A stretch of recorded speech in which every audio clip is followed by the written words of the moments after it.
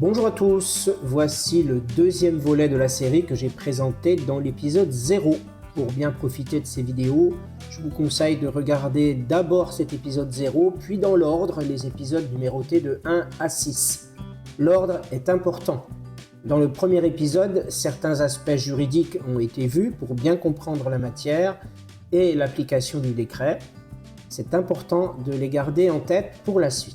Voici donc le sujet de cet épisode numéro 2.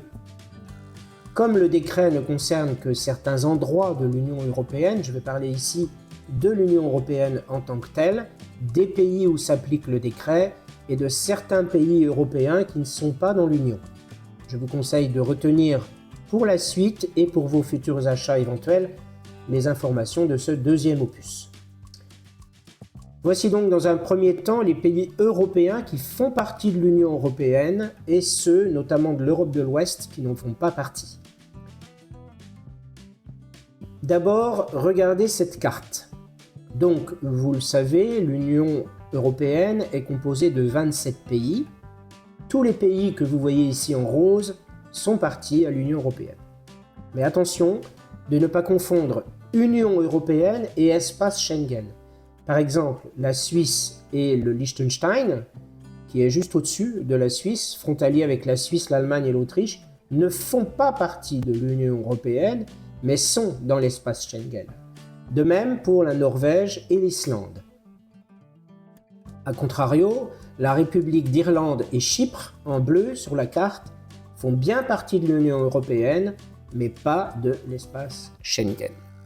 Pour information, la Roumanie et la Bulgarie qui sont dans l'UE viennent de passer le 31 mars de cette année dans l'espace Schengen, mais uniquement par avion et par transport en commun, pas par la route. Donc le décret s'y applique, mais vous avez plus de risques de contrôle dans votre véhicule en provenance de ces pays.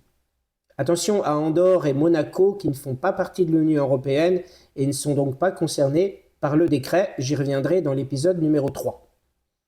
On évoque rapidement le Royaume-Uni qui, bien sûr, ne fait partie ni de l'UE ni de l'espace Schengen. Pensez à tout cela lors de vos voyages. Ensuite, j'attire votre attention sur les territoires en rose en Méditerranée. D'ouest en est et du nord au sud, les Baléares qui font partie de l'Espagne, la Corse, bien sûr française, la Sardaigne et la Sicile, toutes les deux italiennes. Là, pas de souci pour l'application du décret. Ainsi, tous les pays en rose sont dans l'Union européenne et dans Schengen. Ce qui compte ici pour l'application du décret, c'est uniquement la notion d'Union européenne. Mais comme vous l'avez compris, uniquement ces territoires-là. De même que Libia, une petite ville espagnole enclavée dans le département français des Pyrénées-Orientales. Si vous y achetez du tabac, logiquement, le décret s'y applique comme du tabac en provenance de l'Espagne. Enfin, font partie aussi de l'Union européenne les 9 régions ultra-périphériques. Mais le décret ne s'y applique pas partout. En l'occurrence, ici, il ne s'appliquera qu'en provenance des îles des Açores et de Madère, dépendant de l'État portugais. Les Canaries sont explicitement exclus, tout comme le reste de ces régions ultra-périphériques que sont les Antilles françaises et les autres. Les départements et régions d'outre-mer, la Guadeloupe, la Martinique, la Guyane, Mayotte et l'île de la Réunion, exclus. Les Canaries, je le répète, exclus. Et Saint-Martin côté français aussi. Alors ce n'est pas un département ou une région d'outre-mer, c'est une collectivité d'outre-mer, mais uniquement le côté français, parce qu'il y a aussi le côté néerlandais, nous le verrons dans le 3e épisode. Et Saint-Martin exclut également de l'application du décret.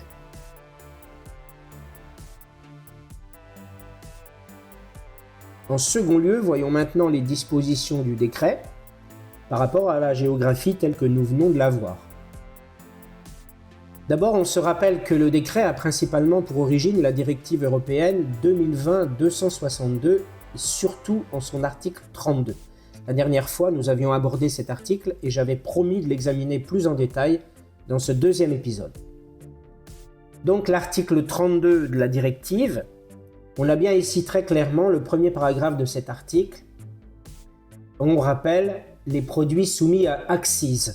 C'est cet impôt indirect dont est frappé le tabac et d'autres produits, mais là en l'occurrence on parle du tabac. Donc, quand ce sont des produits soumis à accise qui sont acquis par un particulier pour ses besoins propres et transportés du territoire d'un État membre au territoire d'un autre État membre par ce particulier, les droits d'accise sont exigibles uniquement dans l'État membre où les produits sont acquis. Donc logiquement, ça veut dire quoi? Ça veut dire que si on arrive en France avec des produits soumis à accise et que c'est pour nos besoins propres, donc pas de souci, ce n'est pas pour des fins commerciales, c'est pour des besoins propres, les droits d'accise ont été déjà payés là-bas, à partir du moment où c'est pour ses besoins propres. Dans le deuxième, il est bien indiqué, lisez avec moi, pour déterminer si les produits soumis à accise visés au paragraphe 1 sont destinés aux besoins propres d'un particulier, les États membres tiennent compte notamment des éléments suivants. C'est-à-dire que pour tous les pays de l'Union européenne, eh bien, les États membres de l'Union peuvent tenir compte de certains éléments par défaut, si je puis dire, que les pays européens peuvent mettre dans leur législation nationale. Donc, premièrement, le statut commercial du détenteur des produits et les motifs pour lesquels il les détient, le lieu où se trouvent les produits, ou le cas échéant, le mode de transport utilisé, tout document relatif à ces produits, la nature de ces produits, la quantité de ces produits. Donc vous voyez, c'est déjà 5 éléments, on verra, ça a été repris quand même plus ou moins dans le décret, mais en tout cas, le décret s'est appuyé sur ces éléments-là qui permettent aux douanes de déterminer si l'importation a lieu pour les besoins propres du particulier qui les transporte. Et le troisième paragraphe qu'on a vu dans le premier épisode, au fin du paragraphe 2, pour pouvoir établir des niveaux indicatifs, les États membres, ils ont une base qui est donnée par l'Union européenne. Mais ce sont des niveaux indicatifs qui ne peuvent pas être inférieurs aux seuils qui sont présentés ici dans le 3A. C'est d'où le décret, puisque avant la législation française ne respectait pas cette disposition. Cigarettes 800 pièces, cigarillos 400 pièces. Ce sont des cigares d'un poids maximal de 3 grammes par pièce. Des cigares 200 pièces, tabac à fumer 1 kg. Le 1,0 est important, mathématiquement il ne sert à rien, mais le 1,0 veut bien dire 1 kg et pas 1 gramme de plus. Donc attention, par contre, pour le coup, c'est vraiment important de savoir, je vais en reparler tout de suite après, que c'est soit 800 cigarettes, soit 400 cigarillos, etc. Donc, en ce qui concerne maintenant le décret, on a commencé déjà à le voir dans le premier épisode. Donc ce décret, il a repris certains éléments à prendre en compte, mais il en a rajouté. Donc, comme la législation française n'a pas déterminé la quantité pour laquelle l'importation est réalisée pour les besoins propres du particulier, alors la douane peut établir que l'importation est faite à des fins commerciales selon tous ces critères-là, y compris la quantité, même si la quantité est inférieure au seuil européen.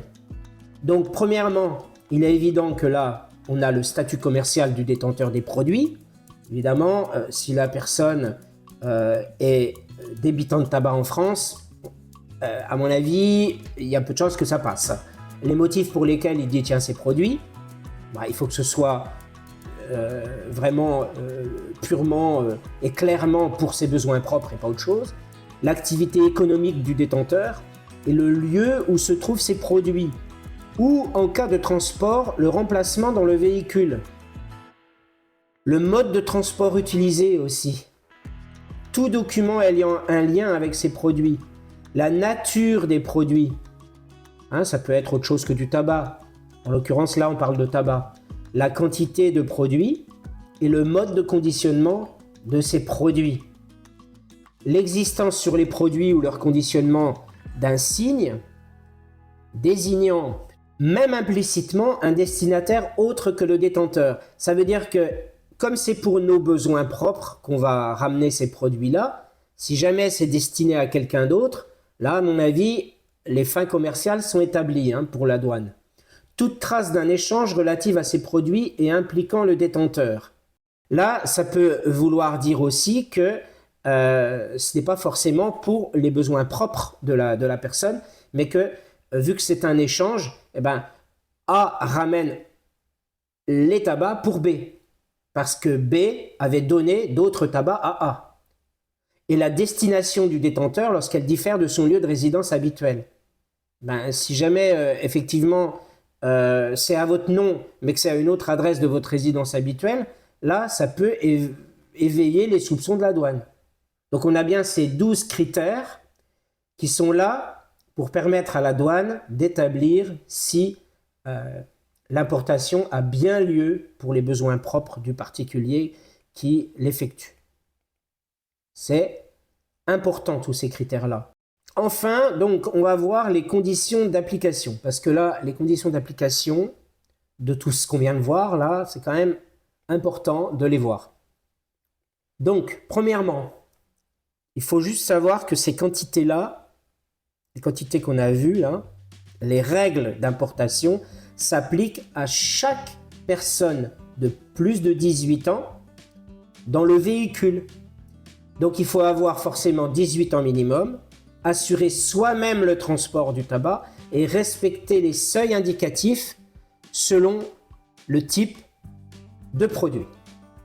Je l'ai dit dans l'épisode numéro 1, comme le décret ne fixe pas de quantité minimale ou maximale, la Direction générale des douanes limite la quantité à celle prévue par la directive européenne et par l'article 302D du CGI.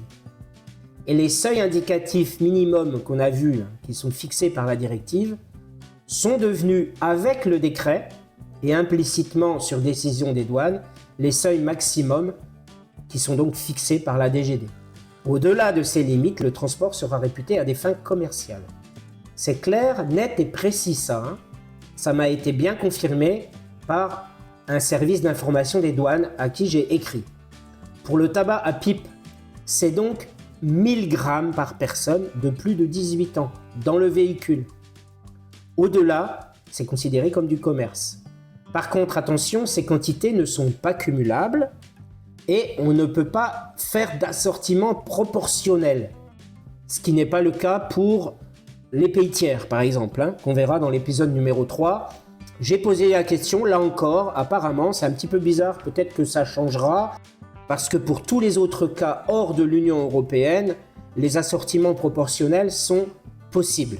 Donc là, pour le moment, on part sur, au choix, ou 800 cigarettes, ou 400 cigarillos, ou 200 cigares, ou 1 kg de tabac, mais pas plus, et pas autrement. Donc voilà, j'espère que ce premier épisode vous aura plu et que j'y aurai été suffisamment clair. N'hésitez pas à me faire part de vos remarques et questions. Nous nous retrouvons pour l'épisode numéro 3 qui traitera des pays et territoires tiers à l'Union européenne et de la réglementation qui est applicable au transport de tabac vers la France. Merci de m'avoir écouté. Portez-vous bien. À la prochaine fois.